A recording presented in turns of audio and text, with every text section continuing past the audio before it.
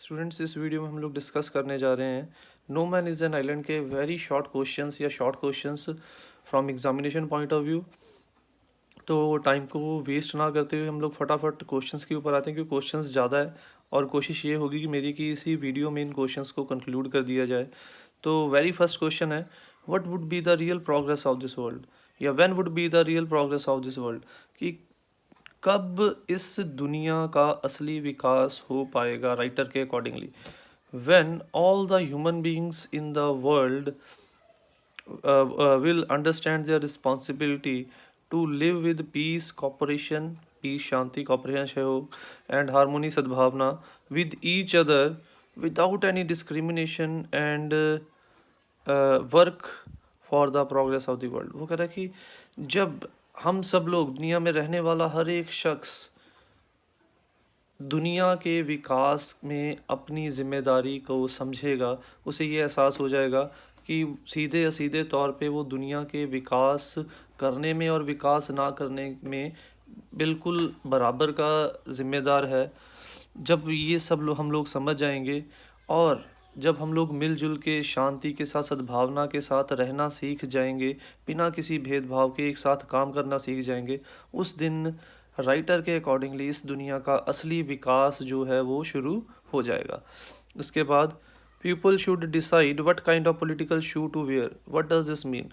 एक लाइन आती है लेसन में कि किस तरीके का राजनीतिक जूता लोगों ने पहना, ये लोग ही डिसाइड करते हैं।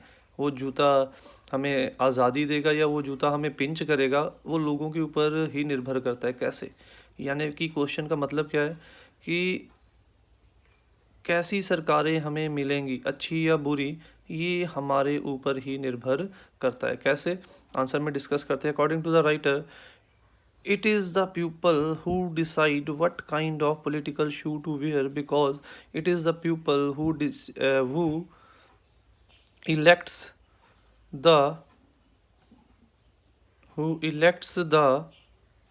government in democracy. That is why it is often said that people get the government which they deserve।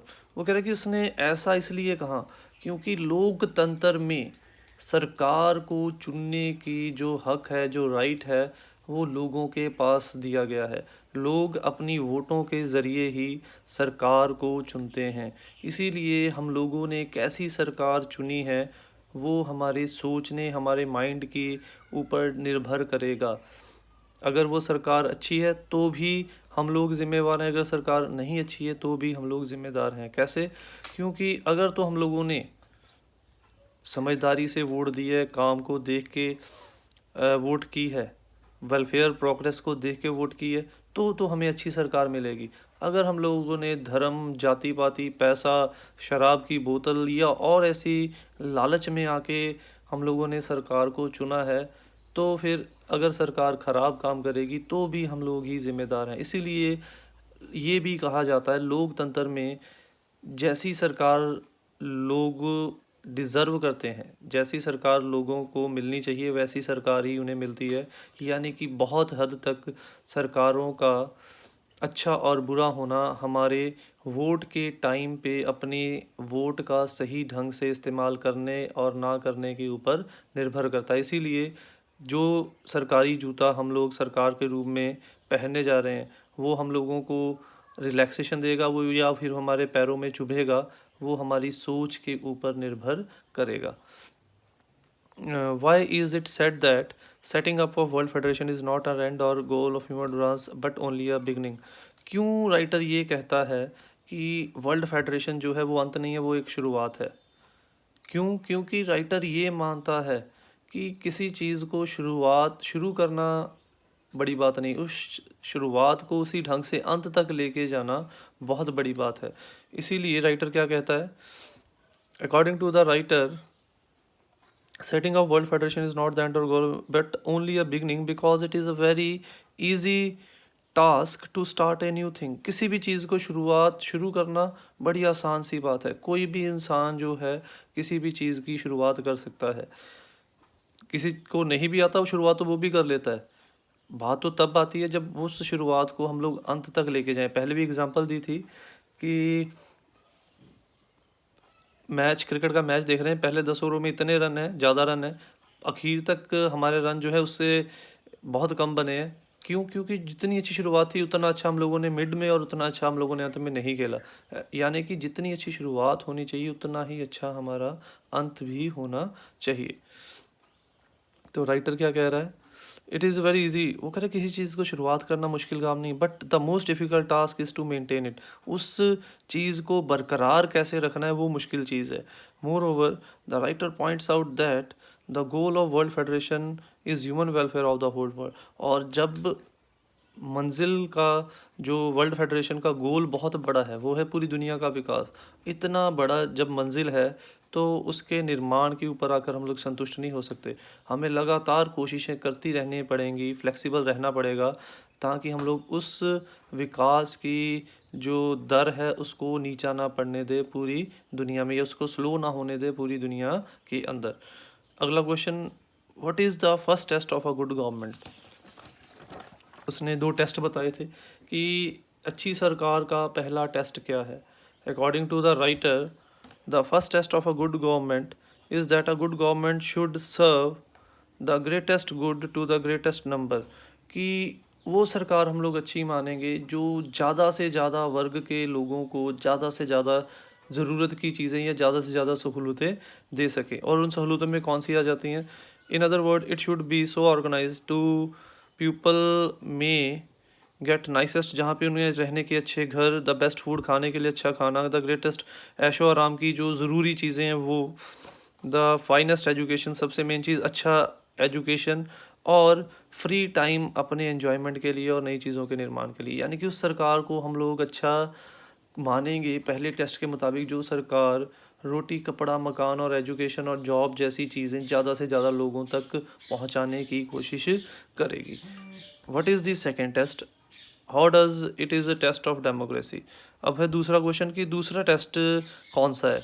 The second test of a good government is that it should at the same time give largest freedom and liberty to every man and woman, and should treat their personalities with respect and sympathy and act only with their consent। कि सरकार जो है पुरुष औरत या और जितने भी वर्ग हैं समाज के अंदर बने, उन सभी लोगों को बराबर हक, बराबर आज़ादी प्रोवाइड करे, और उन लोगों की जो पर्सनैलिटीज़ है उनको किसी वर्ग के साथ के जोड़ के ना देखे, बल्कि उनको अलग एक पर्सनैलिटी की तौर से देखा जाए।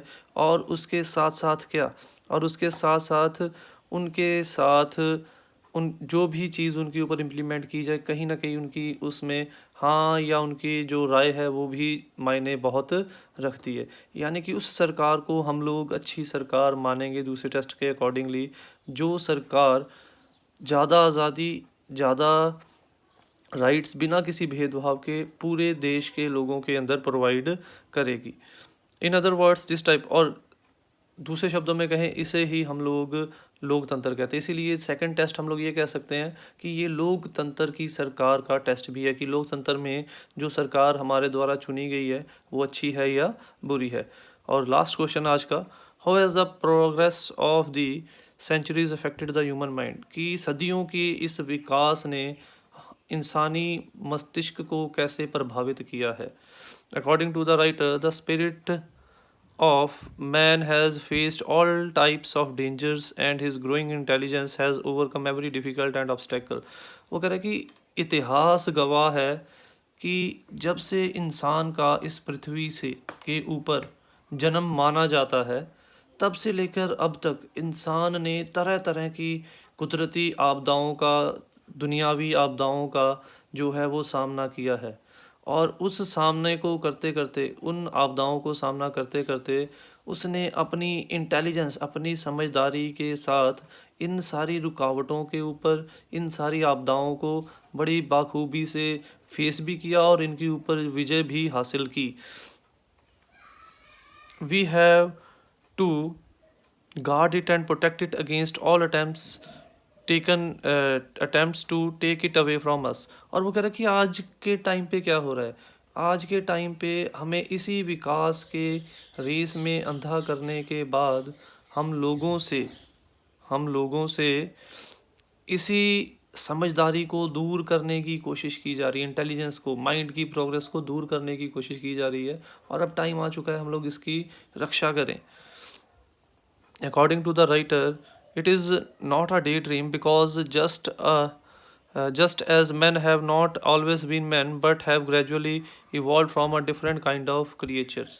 वो कह रहा है कि ये जो विकास हुआ इसने हमारे मस्तिष्क को कैसे प्रभावित किया।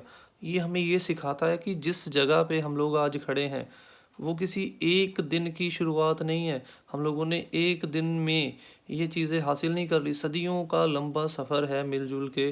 कोशिश है जो हम लोग मंकी मैन से आज प्रेजेंट कंडीशन में खड़े हैं, और ये चीज़ें दिखाती हैं कि जितनी ज़रूरी साइंस और टेक्नोलॉजी का विकास है उतना ही, उससे कहीं ज़्यादा ज़रूरी हमारे माइंड का विकास भी है।